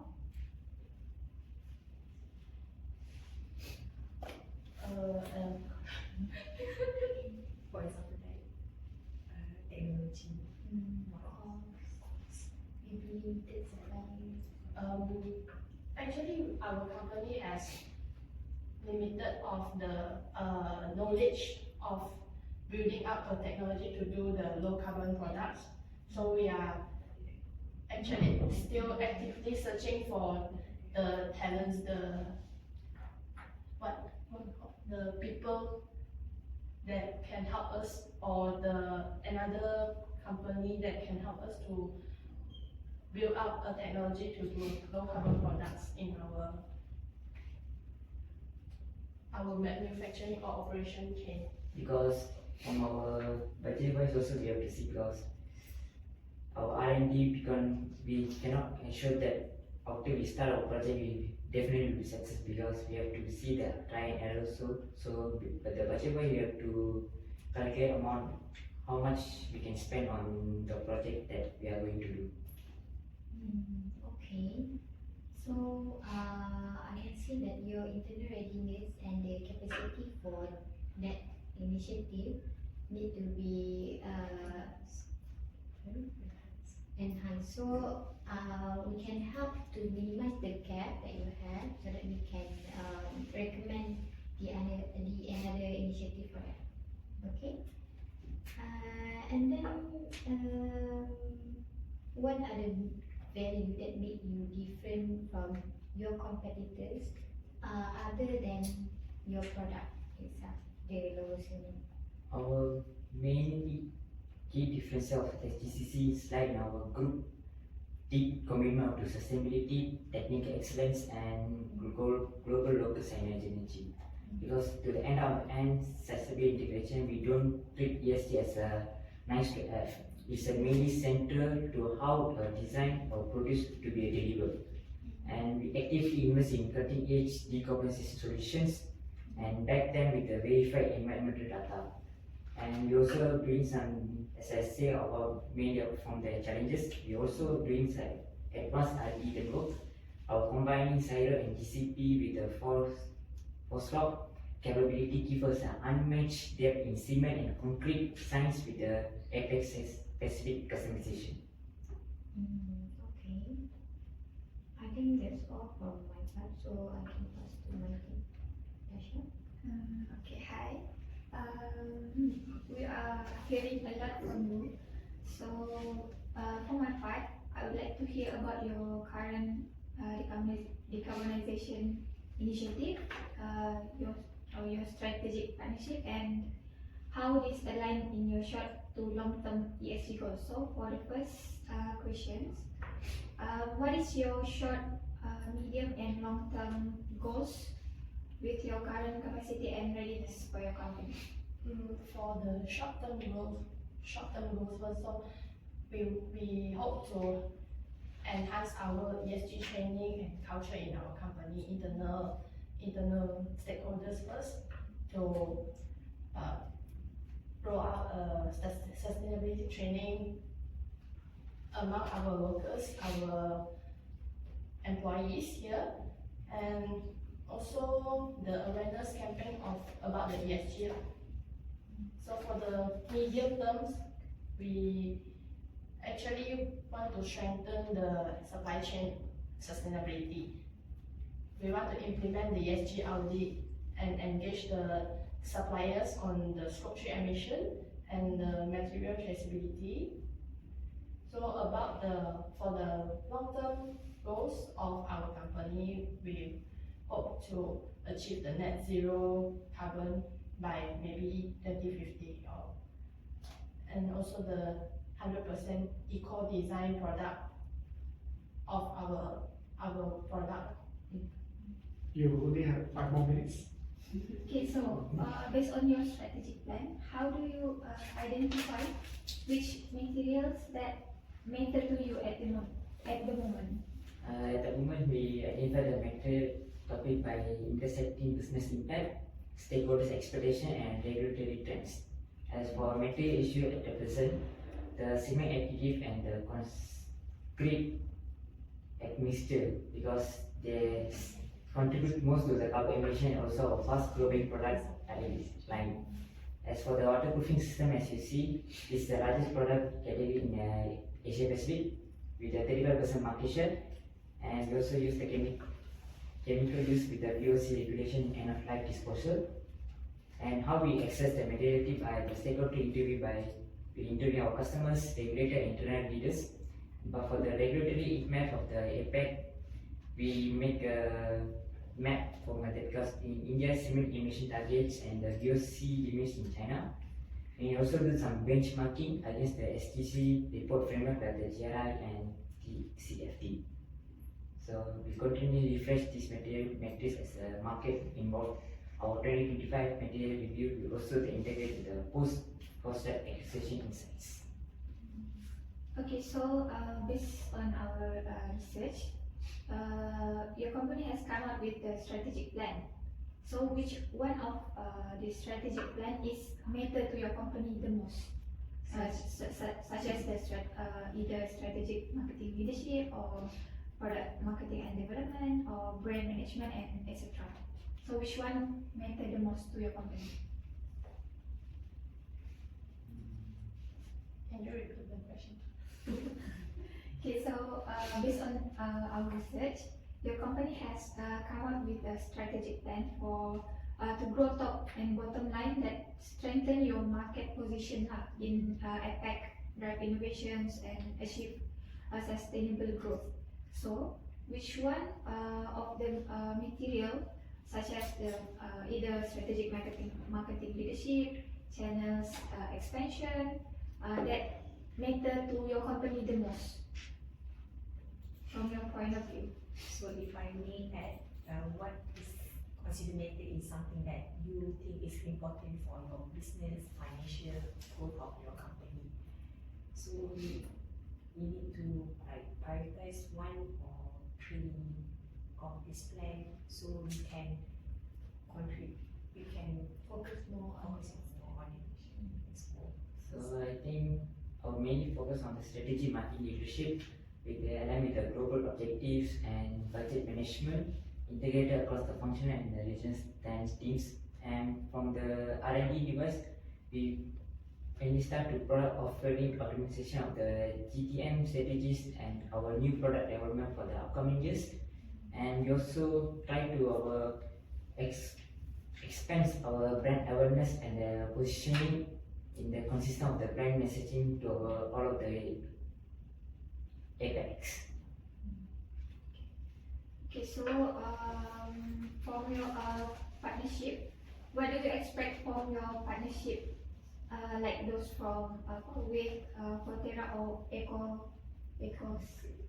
Ecosystem in driving your decarbonization effects? So this partnership is a key strategy for us to enable in accelerating our decarbonization journey.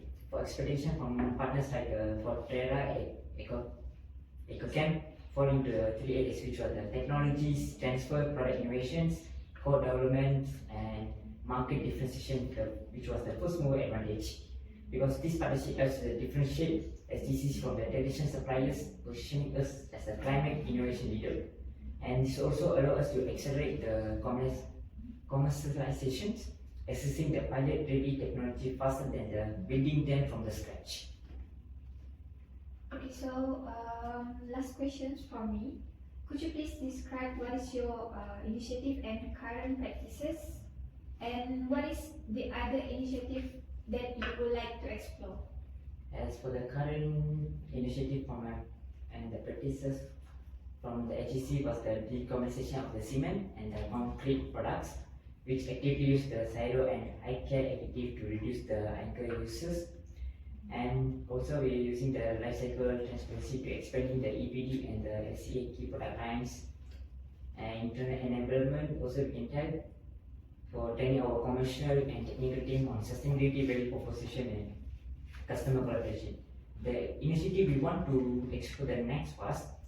We plan to circular our economic pilots, introduce more recycled and bio-based material into our admission and packaging. And we also try to digital sustainability tool, which was develop a carbon calculator for our client to model their footprint saving using the SEG solutions. And we also tried our scope 3, which was the supply chain decarbonization, which work with the upstream suppliers to collect emission data and switch to a low impact raw material. And we also tried our best in green building ecosystem partnerships. We collaborate more deeply with the developers, consultants, and policymakers to align product with innovation with emerging green codes like the Singapore Street Marks and India ECDC. Okay, I think that's all the question from our team. So thank you for taking time to speak with us. So I think our team already built up some information to meet your needs. So we'll come back to you as soon as possible with our proposal to propose and suggest more. So thank you so much for the details, and I'm so looking forward to further with you guys. Okay, great. Thank you for the role play. You can go back to yourself now.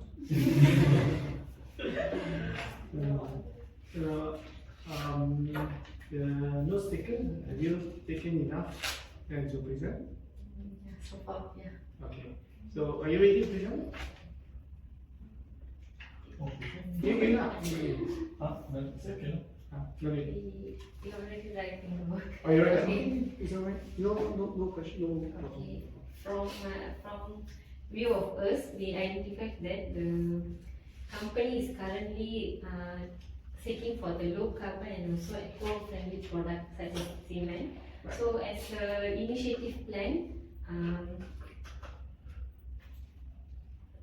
we propose like low carbon cement to the clients, and it is help to reduce the carbon footprint level, and also it is one of the sustainability product innovation to develop the eco-friendly construction cement and also the chemical product. So as an example, use the low carbon raw material and also implement carbon capture technology, and also as a solution can use the recycled or bio-based material for the cement, and also launch like low VOC, low volatile compound organic compound products to reduce in terms of the environmental, to reduce the carbon emission also. Okay, next I pass over to Mr. Daniel. He will continue. Okay.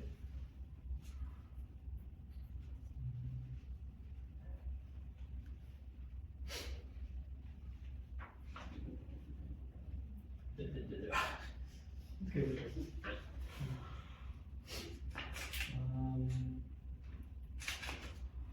One of the majority that I found from the discussion first,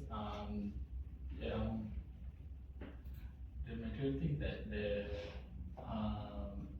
try to line their decarbonization, kind of like stick to try to achieve the the stakeholders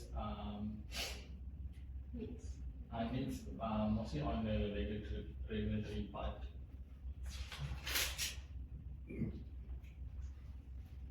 Yeah.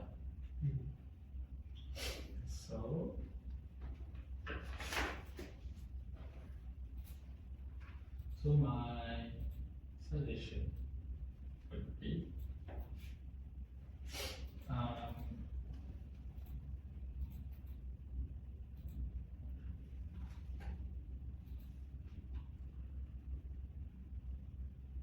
Dia tak kerja je. It's okay. No worry.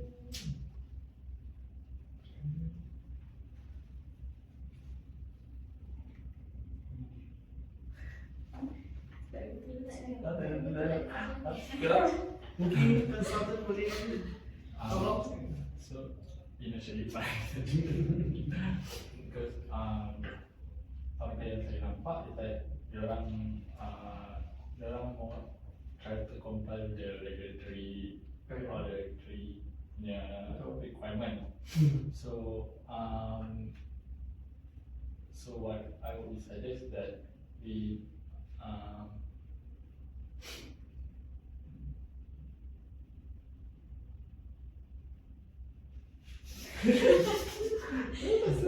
Mungkin ada framework yang dia boleh depend on. what we suggest that we doing kind of like gap analysis on some framework and try to come up with the probably like dashboard on how to align to their each of those regulatory needs. And then maybe you can introduce them some incentive that make them provide them some guidance on incentive basis lah.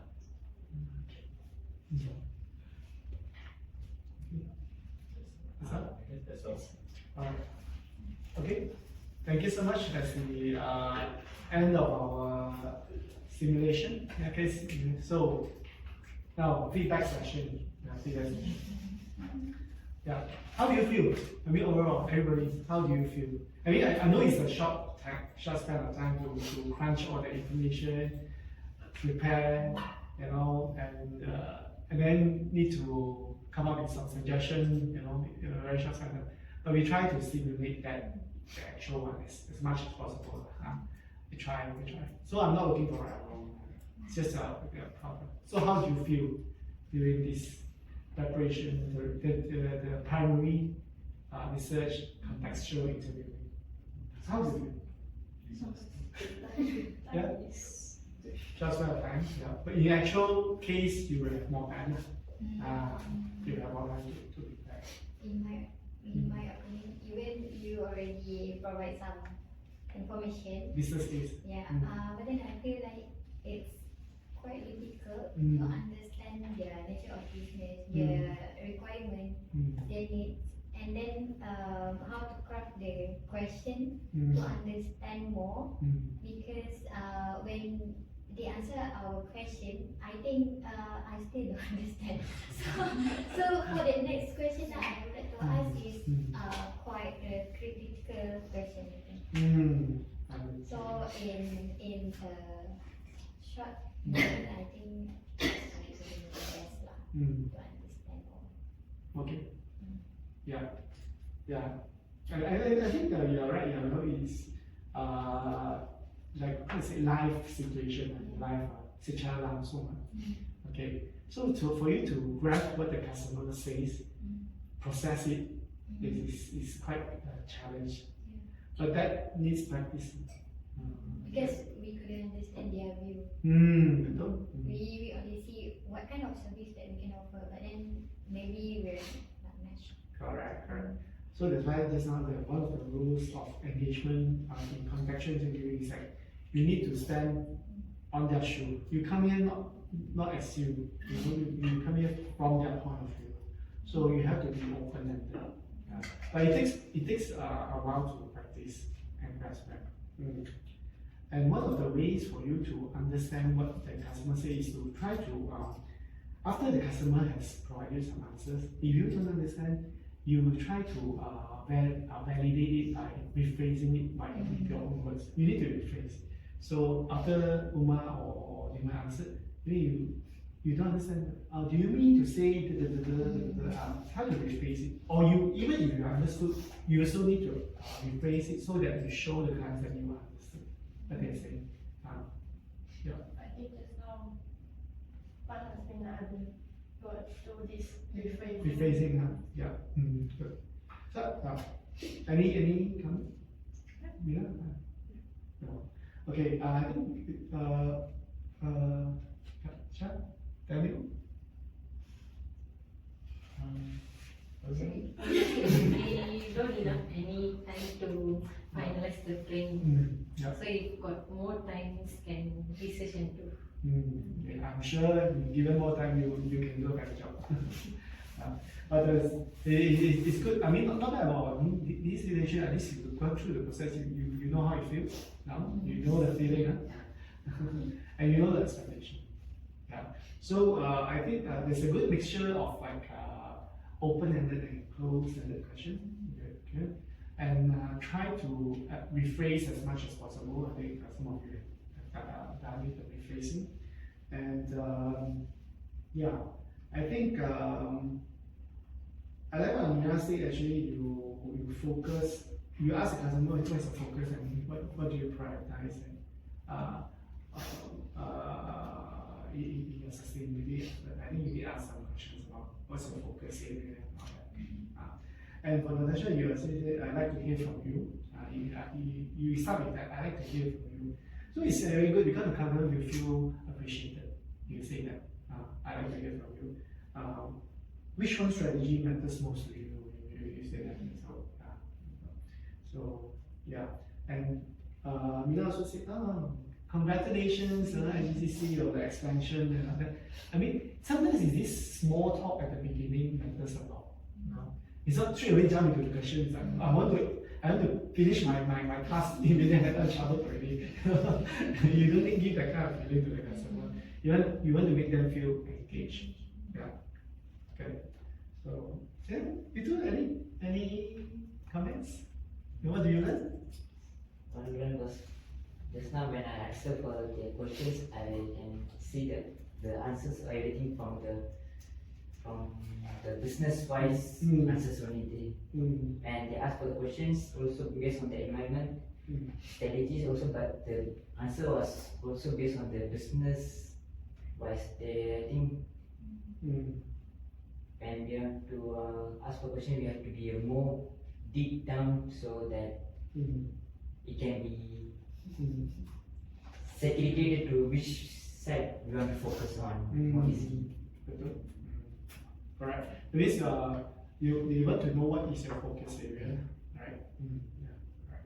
You try to uncover what things matters most to you, right?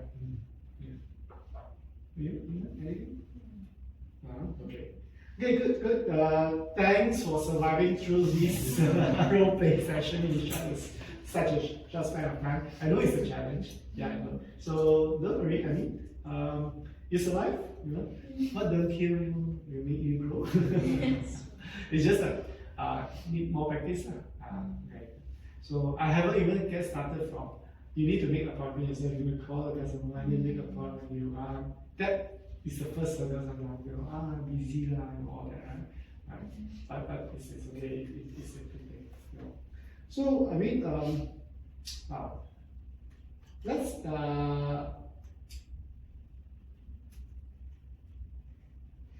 okay. So, during this exercise, actually, the role play gives you a real life experience and ESG engagement, okay? So your simulated client, right, SCGC is navigating rapid growth. Okay, in this case, in a fragmented market with expectation of ESG rising. So the interview is like to know what drives them, what challenges they face. Yeah, and where you can add value. Right? Okay. So your goal is to synthesize this information that you got, these insights that you got into actionable, client relevant ESG recommendation using the research methodologies. Right? So member methodology matters. Remember the structure matters. So that you won't go wayward, so much thing become more complex and you don't know what happened already. Okay? So you land the primary insights that the interview with secondary data, the business case. Okay? To capture the full picture, right? So and validate what the client may order. Sometimes they also don't know what they're looking for, or they miss out something. So you help them to capture that, right? So and also you align every ESG recommendation with the client's business model, okay, the situation, the industry structure, and strategic direction. So meaning is that you need to customize. Even though you have a template, you still need to customize. That's why you are having this research. Okay, and focus, and last but not least, focus how you deliver. Okay, so the package, the proposal, okay, including using tools like the pyramid principle, NECE, you know, and all the roadmaps and SWOT analysis, whatever. So this will ensure the buy-in of the customer, and they will comfortable having you as their consultants. Yeah. So so you can actually, your role is to help the customer to go through a real, meaningful transformation. Yeah, right. So, right. Okay. So now back to this one, to close our session. Okay. So besides the role play, overall from the beginning, what resonated most to you? Yeah? What's the thing that captured you the most? Remember that today's training is about research, okay, the customer's industry, so that you will actually produce a meaningful proposal relevant to your customer. So what resonates most with you? And which method or tools you will apply in your consulting work? Okay, take a moment to reflect, and probably you should share your real life, probably the past project that you've done. And think, oh, now that I've learned what today, previously I can actually do this, in time. Even though it has passed, it's okay. You reflect. You believe that it can be better if you can use this in time. Yeah. Maybe some of you can share.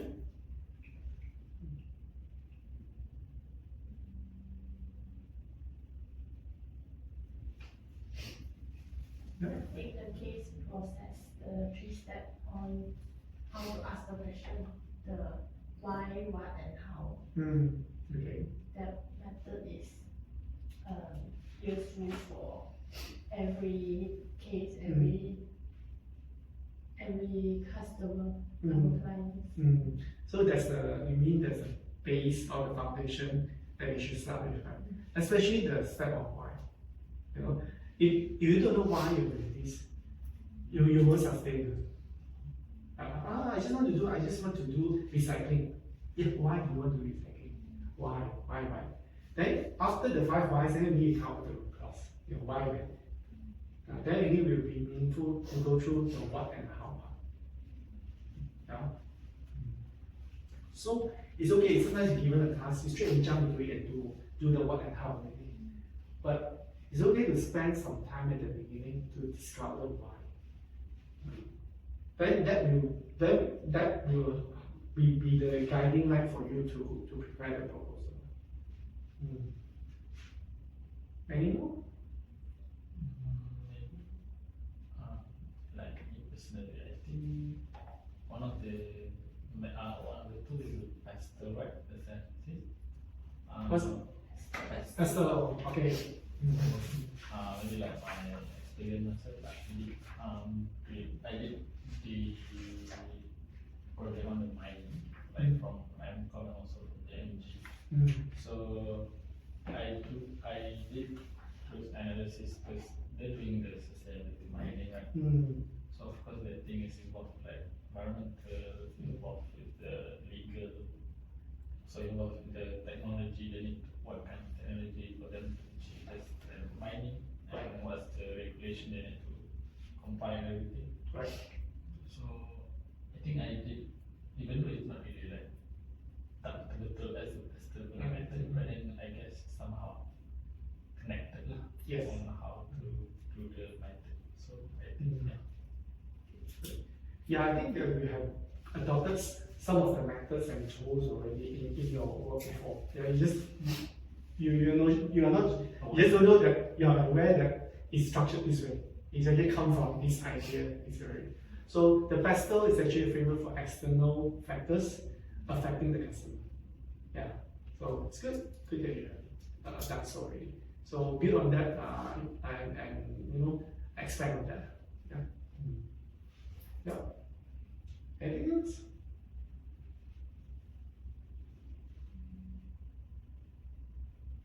Okay. No. Okay. Right. So I think let me wrap up. By saying that if from industry research to ESG strategy, so meaningful research with useful insights to integrate ESG into organization strategies can create competitive advantages. So a strong ESG proposal isn't just built on theory. I know because of short time, right? It's very efficient if you just use a secondary research, and most of them is just not there. Yeah, but it should be also rooted on the client's reality, the customer's reality, hence the primary research. So begin by mapping their business priorities, their business overview, market overview, and are they targeting efficiency or entering new markets or securing investment? So anchor ESG around that. What is their aspiration? Yeah. Once we know their aspiration, what we want to do, then we anchor our ESG strategy around it. Yeah. Then we also try to offer some components. It's like our proposal is like that, but there is some like Lego block. You can take out this one, or you can add on this one. Be more modular so that the client has the flexibility to pick and choose. Yeah. So it could include like carbon roadmaps or even hiring plans. The sustainability team. Do they need a CSO, Chief Sustainability Officer, and all that. So and also like sustainable procurement. Yeah. So all these building blocks can be customized. So most importantly, center your proposal on the outcomes. So define measurable KPI. Help them to develop a scorecard, possible. Yeah, so that they can measure. If we don't measure, we can't qualify, we can't measure, we didn't produce results. So yeah. So make the customers see ESG as a business enabler and not just something that they have to put a cost to cost cost to do, because they're forced to do it. Because it's a business enabler. Yeah. So help them discover the why, a strong why to move forward.